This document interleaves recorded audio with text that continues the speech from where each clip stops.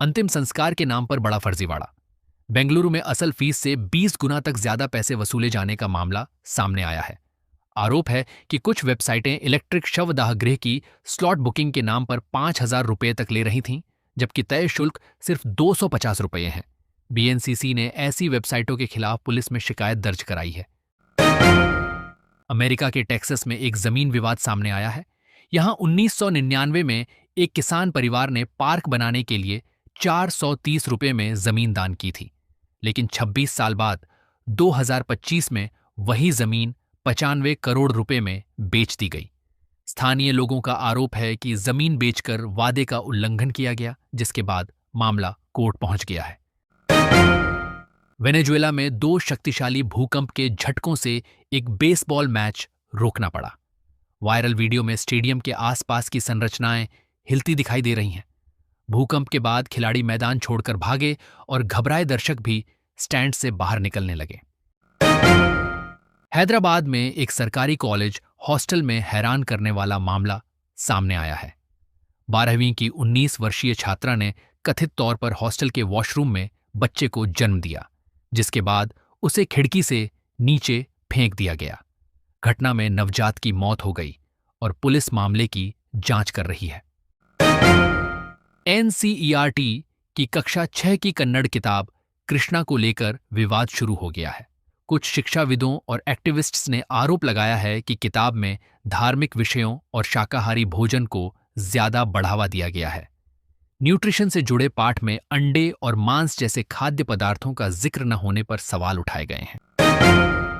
Ebola alert के बीच भारत ने air सुविधा 2.0 पोर्टल शुरू किया है।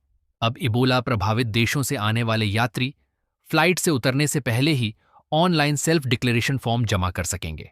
ये कदम यात्रियों की स्क्रीनिंग और स्वास्थ्य निगरानी को आसान बनाने के लिए उठाया गया है। सोने और चांदी की कीमतों में बड़ी गिरावट देखने को मिली है। दिल्ली में सोना 2,800 रुपये गिरकर 1,45,300 रुपये प्रति 10 ग्राम और चांदी 5,000 रुपये सस्ती होकर 2,26,000 रुपये प्रति किलो पहुंच गई। पिछले 3 कारोबारी सत्रों में चांदी करीब 19,500 रुपये और सोना 7,000 रुपये तक गिर चुका है। देश के 315 जिलों पर सूखे का खतरा मंडरा रहा है।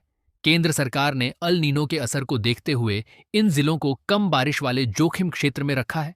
किसानों और फसलों को बचाने के लिए सरकार ने विशेष निगरानी व्यवस्था शुरू की है। प्रभावित जिलों में कई राज्य शामिल हैं। वेनेजुएला में 40 सेकंड के अंदर 2 शक्तिशाली भूकंप के झटके महसूस किए गए। यूएसजीएस के मुताबिक पहला भूकंप 7.2 और दूसरा 7.5 तीव्रता का था। झटकों के बाद बड़े नुकसान और बड़ी संख्या में लोगों के प्रभावित होने की आशंका जताई गई है। मेक्सिको के घने जंगलों में 1000 साल से छिपा माया सभ्यता का एक शहर मिला है। पुरातत्वविदों को यहां पिरामिड, स्मारक और महलों के अवशेष मिले हैं। कैम्पेचे के जंगलों में मिले इस शहर का नाम मिनानबे रखा गया है, जो माया सभ्यता के इतिहास की बड़ी खोज मानी जा रही है। राहुल गांधी ने मानहानि मामले में एमपी हाईकोर्ट में खेद जताया है। मामला केंद्रीय मंत्री शिवराज सिंह चौहान के बेटे कार्तिकेय सिंह से जुड़ा है। कार्तिकेय ने पनामा पेपर्स मामले में नाम जोड़ने को लेकर केस दर्ज कराया था। राहुल गांधी ने कहा कि उन्होंने गलतफहमी में उनका नाम लिया था। सरकार ने गैर घरेलू एलपीजी आपूर्ति पर लगी पाबंदियां हटा दी हैं। अब औद्योगिक और व्यावसायिक उपभोक्ताओं को पहले की तरह एलपीजी मिल सकेगी। सरकार के मुताबिक पश्चिम एशिया संकट से पहले वाली आपूर्ति बहाल कर दी गई है और बल्क एलपीजी सप्लाई भी 50% तक वापस लाई गई है। सरकार ने पासपोर्ट बनवाने की फीस बढ़ा दी है। 1 जुलाई से 36 पन्नों वाले नए पासपोर्ट के लिए सामान्य शुल्क 2,500 रुपये और तत्काल पासपोर्ट के लिए 5,000 रुपये देना होगा। इससे पहले सामान्य पासपोर्ट की फीस 1,500 रुपये थी। नई दरें 18 साल से ज्यादा उम्र वालों और 15 से 18 साल के नाबालिगों पर लागू होंगी। एप्पल ने अपने कई प्रोडक्ट्स की कीमतों में बड़ा इजाफा किया है। मैकबुक, आईपैड और होम एंटरटेनमेंट डिवाइस महंगे हो गए हैं। मैकबुक प्रो के कुछ वेरिएंट की कीमत में 1 लाख रुपए तक की बढ़ोतरी हुई है, जबकि आईपैड प्रो की कीमत भी करीब 40,000 रुपये बढ़ गई है। पटना में खान सर के कोचिंग सेंटर में आग लगने की घटना सामने आई है। मुसल्लहपुर स्थित खान ग्लोबल स्टडीज में लगी आग के बाद छात्रों और कर्मचारियों को सुरक्षित बाहर निकाल लिया गया। हादसे में किसी के घायल होने की खबर नहीं है। आग पर काबू पा लिया गया है। दिल्ली के यमुना बाजार इलाके में डीडीए ने अतिक्रमण के खिलाफ कार्रवाई शुरू की है। निगम बोध घाट के पास अवैध निर्माणों को हटाने के लिए बुलडोजर चलाए गए। यमुना ओ जोन में आने वाले 300 से ज्यादा घरों को खाली करने का नोटिस दिया गया है। अहमदाबाद एयरपोर्ट पर बड़ा विमान हादसा टल गया। एयर इंडिया और इंडिगो के 2 विमान एक ही टैक्सीवे पर आमने सामने आ गए।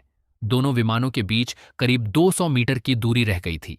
घटना के समय एक विमान उड़ान भरने की तैयारी में था।